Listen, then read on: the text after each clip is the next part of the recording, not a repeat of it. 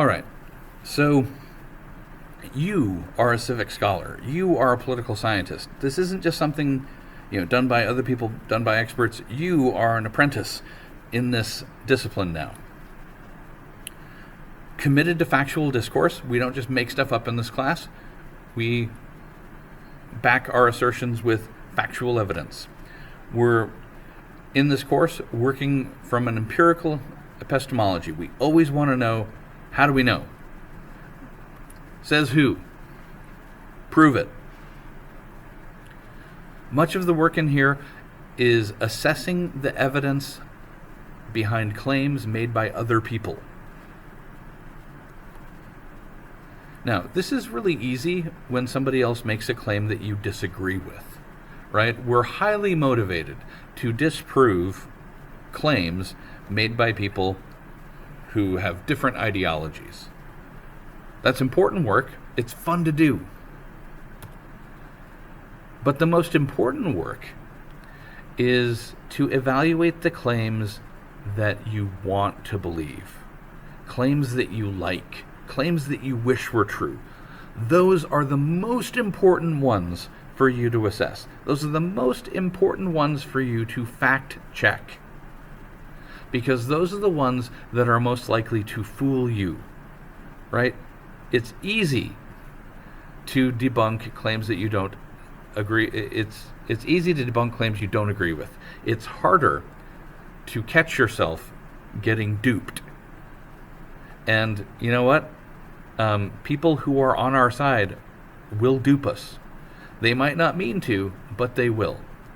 And you don't want to be a fool. So, if there is a claim, an attractive claim, something you want to believe, you need to assess it, and you definitely need to assess it before sharing it, before passing it on, either verbally or passing it on in writing or online.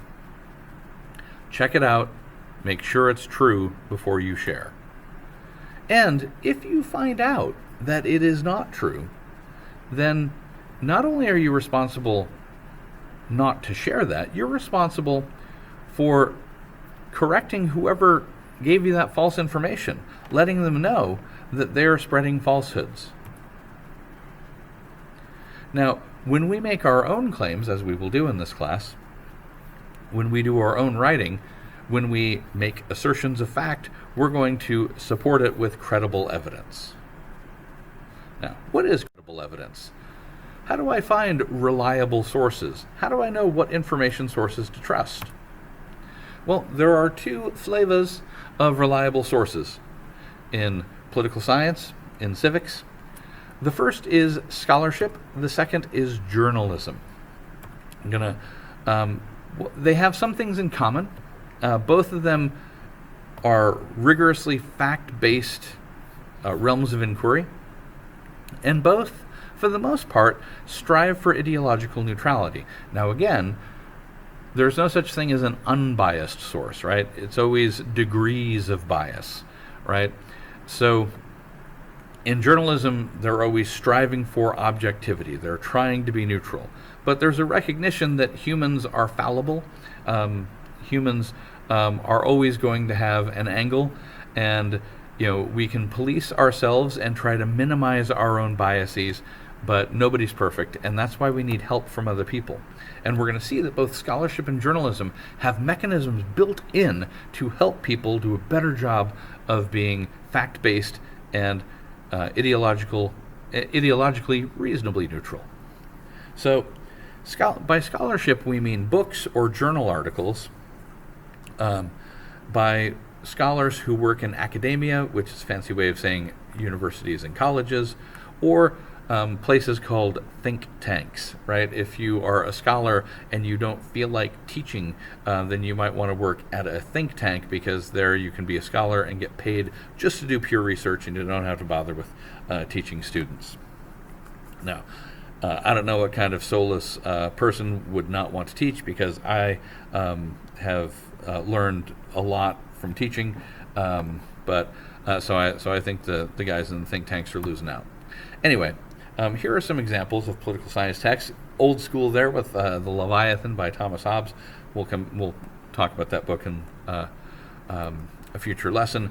This is an example of a political science journal. The American Political Science Review is one of the oldest and most respected in the field, but there are dozens of different political science journals.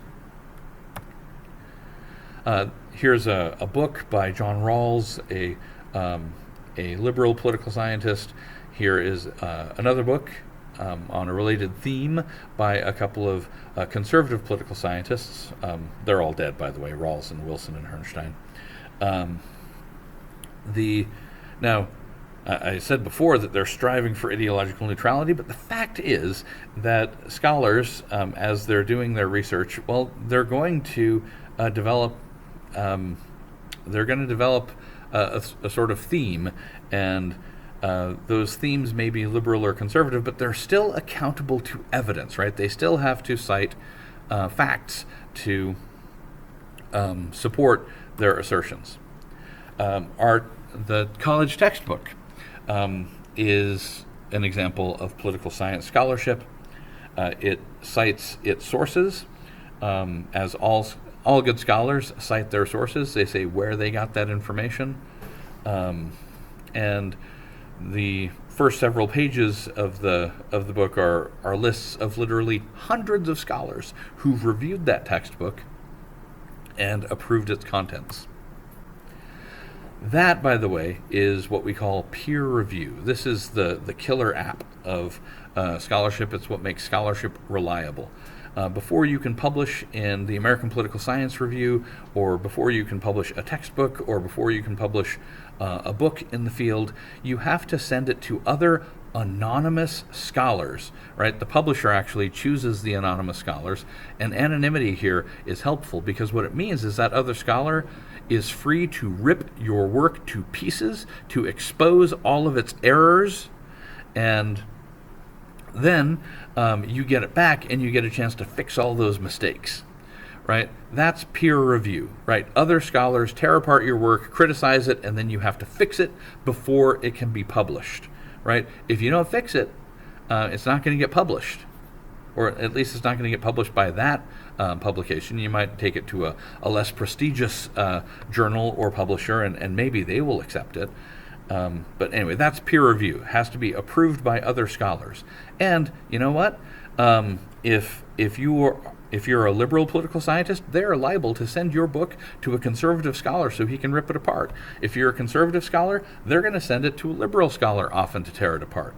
And so you might still come out, you still might end up with a book that is articulating a liberal or a conservative philosophy, but the evidence base is going to be better because it's been savaged by somebody on the other side who has picked apart and caught your mistakes so that you have a chance to fix them, and you end up producing some scholarship that's highly reliable. But the thing about peer review and academic scholarship is it takes a long time. There's a long incubation period. So scholarship is better for analyzing things that happened, a couple of years ago, as opposed to things that are happening right now, because scholars are very careful collecting evidence and reviewing evidence and analyzing evidence. Also, while our textbook is actually fairly accessible for a high school audience, a lot of professional political science literature is not accessible to non-specialists, and I mean non-accessible in a couple different ways. One, political science journals tend to be behind a paywall, so a lot of people can't get them, but people who are in the Everett Community College class are actually going to have access to Everett Community College library resources, including access to professional journals. I'm sure you share my excitement about that. But the other sense in which scholarship is often inaccessible is that there is some jargon, some specialized language, and a certain scientific style of writing that is often alienating to people who don't work in the field. And so even if the work is not hidden behind a paywall, a lot of times you get to it, and if you're not trained in the field, you're like, wow, I can't make heads or tails of this. It's a bunch of big words. Now, the other main species of reliable source is journalism. By journalism, we mean newspaper and magazine articles, and sometimes books written by professional journalists, right? Trained reporters, right? Most of them studied journalism in college. Wall Street Journal has the second largest circulation in the United States. There's Time Magazine, the number one news magazine in the United States, and USA Today, that's their website, but there's also a physical newspaper. USA Today is the leading newspaper in the United States. These are all examples of journalism. And here is a book by Bob Woodward, a journalist. This is the one that made news earlier in the month. Now, how does journalism do facts? Right, we saw that peer review was how scholarship worked. In journalism, it's similar. There are news editors at newspapers and magazines and publishers, and they subject articles to fact checks. And what that means is, the reporter shows up, he's got this story, and he's like, it's really good, let's go with it. And the editor is going to be like, dude, I need to see your sources. I want, and then they will have independent fact checking. They'll have, the editor or some other reporter check back with some of those sources to make sure that the reporter didn't just make it up. As a result, journalism tends to be highly accurate. When they make mistakes, which isn't very often, they actually publish retractions. Now, most of the retractions are little stuff. They're like, oh, well, we misspelled that guy's name. Here's the correct spelling. Sorry about that. Sometimes they'll make more important errors, and when they make more important errors, they tend to feature the retraction more prominently. Journalism has a quick turnaround time, and it is, while some journalism is behind a paywall, for the most part it is written for a popular audience, so it's easier to read than scholarship. And this is the reason that journalism, newspaper articles, are the primary textbook for the regular course, because that's the best source of accurate information about what's going on in the world now.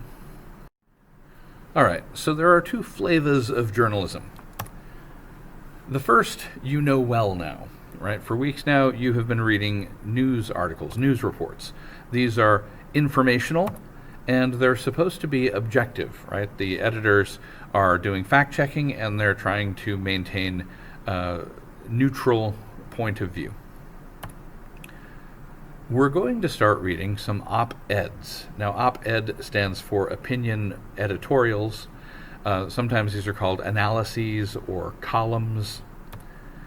Here's an example of one from the Peninsula Daily News. This is Cal Thomas, last time I checked at least, the most widely read conservative columnist. Also pops up on Fox News now and then. The op-eds are different. They're not just informational. These are meant to express opinions, right? Often I will assign an op-ed piece, and kids will read it and they'll say, that was really biased. Well, yeah, this guy's doing his job.